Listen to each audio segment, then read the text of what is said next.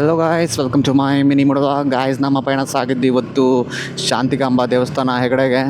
Guys, ನಮ್ಮ followers ಒಬ್ಬರು ಬಾ ಅಂತ ಹೇಳಿದ್ರು ಹೆಗಡೆ ದೇವಸ್ಥಾನಕ್ಕೆ ಬನ್ನಿ ಅಂತ. ಗಾಯ್ಸ್, ಅದಕ್ಕೆ ನಾನು ಹೋಗ್ತಿದ್ದೆ.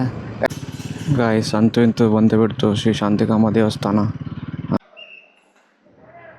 ಗಾಯ್ಸ್, ನೋಡ್ಬೋದು ನೀವು ಶಾಂತಿಕಾಂಬಾ ದೇವಸ್ಥಾನ ಹೆಂಗಿದೆ ಅಂತ. ಹಂಗೆ ಒಳಗಡೆ ಹೋಗಿ ದರ್ಶನ ಪಡೆದು ಹಾಗೆ ಬರುವ.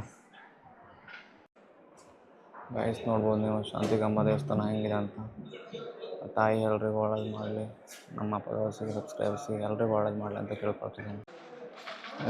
ಗಾಯ್ಸ್, ಈ ಶಾಂತಿಕಾಂಬಾ ದೇವಸ್ಥಾನಕ್ಕೆ ಹೋಗಿ ದರ್ಶನ ಪಡೆದು ಹಾಗೆ ಮನೆಗೆ ಹೋಗ್ತಾಯಿದ್ರು. ಇವಾಗ ನೋಡ್ಬೋದು ಗಾಯ್ಸ್ ದೇವಸ್ಥಾನ ಹೆಂಗಿದೆ ಅಲ್ಲ ಅಂತ.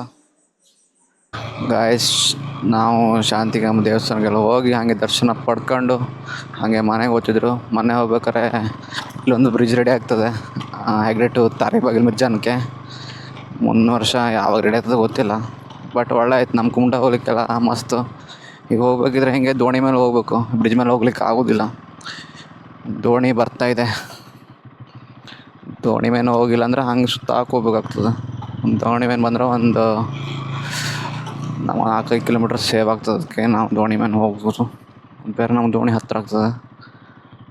ಗಾಯ್ಸ್, ನೋಡ್ಬೋದು ದೋಣಿಯಲ್ಲಿ ಬರ್ತಿದೆ ಕಾಂಬ.